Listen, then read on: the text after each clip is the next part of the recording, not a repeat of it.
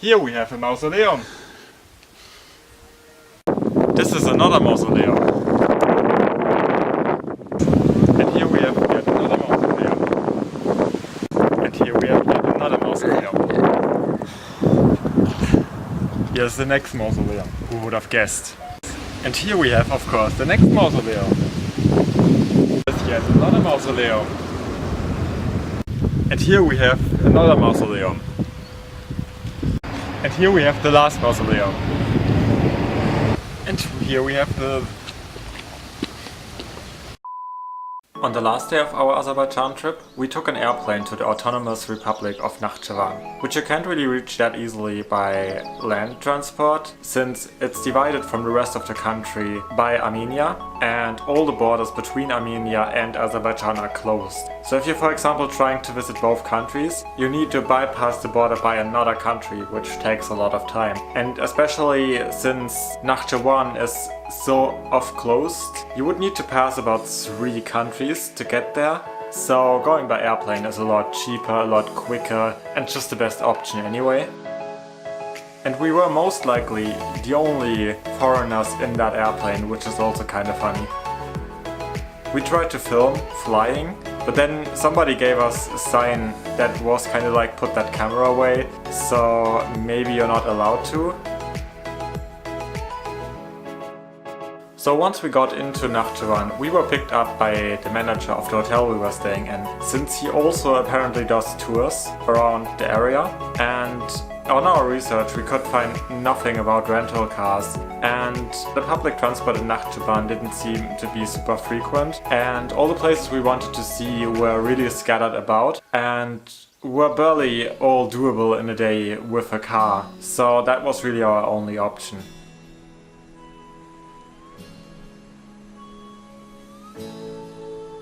Our first stop of the day was the so-called Alinja Castle, which needs you to go up a lot of steps, so we took quite some time reaching it. There were some parts on another part of the mountain, but you can't really reach them at all, and they were so far away we couldn't even properly film them. It is often called the Machu Picchu of Azerbaijan, and if you're really looking at it, you can kinda see the resemblance, especially with the mountain behind it. However, it does look refurbished, obviously, since it is. It is a really beautiful area, and there were a lot less tourists than I would have expected to be around. We also, for some reason, tried to film walking down, but you cannot even see the full length of the staircase, so I'm not really sure what we were trying to go at here. Second stop of our Nakhchivan tour. This is some mausoleum. I already forgot how it's called, but then again there's like 5 names on the internet, so whatever. Also, like, the mountains next to it is where the castle is, where we just been like 10 minutes ago. It kind of feels crazy. It looks... From the height it doesn't look like a place we could have been at 10 minutes ago. You will have noticed by now that this time around we're jumping from one side to the next one quite immediately. So here you're seeing the mausoleum of Gulistan, which is pretty much next to Iran actually, and you can't really film or photograph into the other direction since there's the border. However, I didn't know that, and I have pictures of things I should not be allowed to photograph. I personally found this particular mausoleum quite beautiful, thanks to the ornaments and the architecture itself, but the region is full of them actually, and all of them are stunning in their own way. Just like this one, which is the so-called Niran mausoleum, which is next to a graveyard actually.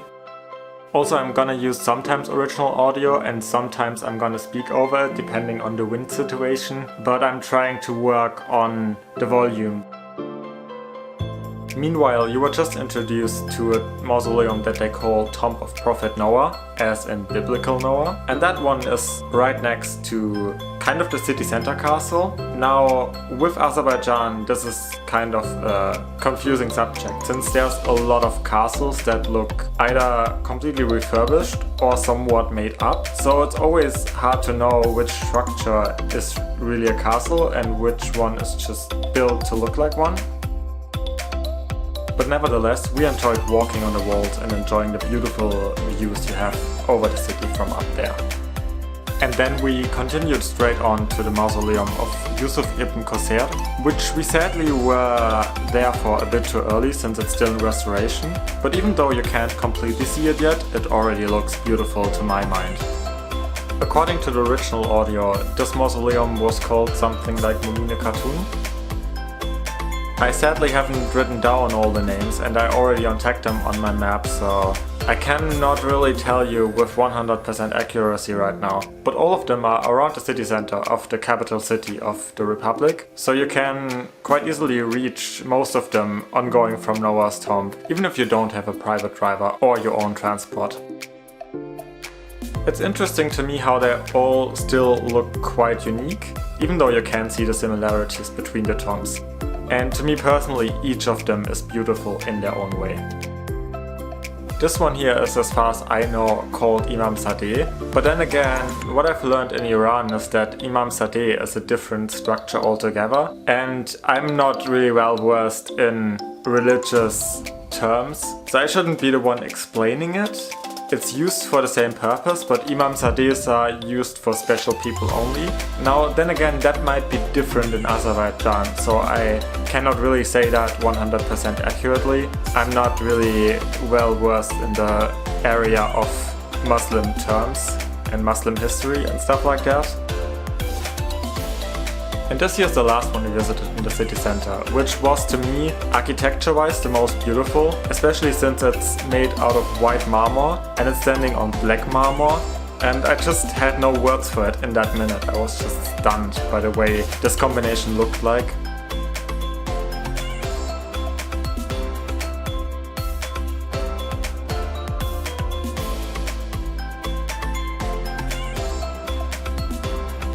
Also, this is some footage from the next morning, because when we left the country into Turkey, we had to stop at one more mausoleum that was too far out to do it on the same day. And this one is called Karabaklar, and it's absolutely my favorite one. It's a bit out there, but I think you can still reach it by public transport anyway, since a bit out there doesn't mean all that much in the Republic of Nakhchivan.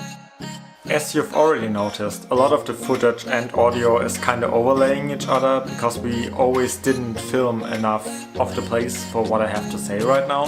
What you've just seen is Lake Badabat, which is a very popular space in the north for people to go to, even though it's next to the Armenian border actually.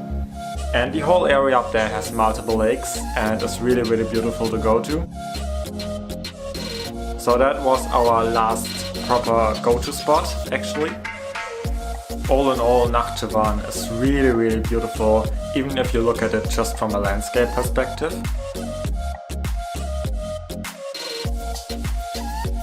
And after that, around when the sun went down, we actually went into some sort of a salt mine hotel.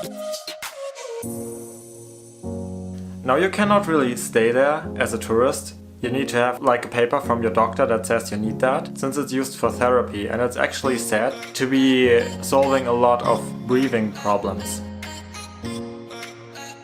Now I'm not sure how true that is, but I can't really doubt anything I don't know anything about really. Now this was pretty much the last footage we have from Azerbaijan, landscape, architecture and sightseeing wise. And I would recommend anybody visiting it because it's a beautiful, stunning country and absolutely underrated. And there's still a lot of really cool places that we haven't even shown because we didn't have the time to go everywhere. And I still have a list of places we wanted to go to originally somewhere lying around. Now, we're gonna finish this video off by telling you about the hotel we stayed in, which I would absolutely advise you to not stay in if you're ever in Nakhchivan. But besides that, I'm ending the series here since I'm gonna let it flow into dark after the kind of rant. Thanks for watching this series. I'm happy so many of you did, as far as I've seen until now. You can look forward to future travel vlogs that I'm currently working on. Like for instance, I'm soon gonna do one about Iran actually. And I'd love if you leave a like, a comment or even subscribe to my channel. That would be highly appreciated. I don't know, maybe I'm over dramatic here, but I don't think so, to be quite honest. And like the people downstairs, if you go downstairs and try to speak to anyone, first of all, none of them will know any English or like any other language. I don't think they know Russian either. So it's kind of awkward. They just stare at you, they can't do anything. Like even if you show it, like if you point at the AC and try to tell them it's broken, they don't even understand that. And then they have to call the hotel manager and he has to come back because he's the only one understanding what's happening, which is like kind of weird to me honestly still. And I mean, they definitely get tourists from like countries that are not Azerbaijan, so I really don't get that. And then yeah, they just stand down there, like there's like 5 people and they kind of all do nothing. Also another thing I forgot is like they have a washing service, but the washing machine only works at 6 in the morning for some reason. Like I don't know why, but that's a thing. And also all the unused hotel rooms are unlocked, which is also kind of weird to me honestly. Like we just went down and got another blanket and the soap stuff because the rooms are open, which is like, that is, I just can't take it seriously, honestly. Ah, God. To give you a bit of context here, to finish this off, the Grand Nakhchivan hotel in which we stayed is supposed to have multiple stars. Actually, I'm not sure if it was 3 or 4 anymore. And basically our main issue was first of all that the AC was broken in all of the hotel, which was a massive issue because the rooms were super hot. And they just told us to open the windows, which first of all, I don't want mosquitoes. And even if that wouldn't be a problem, they gave us a room on the side of the hotel where there's a massive party and there's no way you can sleep at all. So after a while of talking around with the people that didn't understand us and calling the hotel manager again and again, we got a new room. And that was at least on a side where we didn't hear the party anymore, so we could basically sleep. But then we just filmed us ranting about it, because a lot about this hotel was really ridiculous. The bathrooms were actually quite dirty, and the people didn't really seem to be too willing to do their job, as we've told in the actual audio I left before. So, for example, the person changing our room was looking more at his phone than at anything. I didn't even realize that there were, as far as I remember, no towels, and I kind of feel like no blankets or no pillows in the new room. So this is why we went back down to our old room, which as said has been not locked, which is really unprofessional. And I think I don't remember everything right now, and I don't necessarily want to watch 10 minutes of footage. Let's just say we're not really picky people. In the whole 37 days we actually traveled together, this was the only hotel we had a massive problem with. It was terrible, and I would advise you to stay anywhere else if you can, if you go to Nakhchivan. On that note, I'm gonna end this now, and I hope you enjoyed the video to the full extent. But even if we don't have to get up so early in the morning, it wouldn't have to. I don't know. It sucks. It makes no sense to give us the loudest room.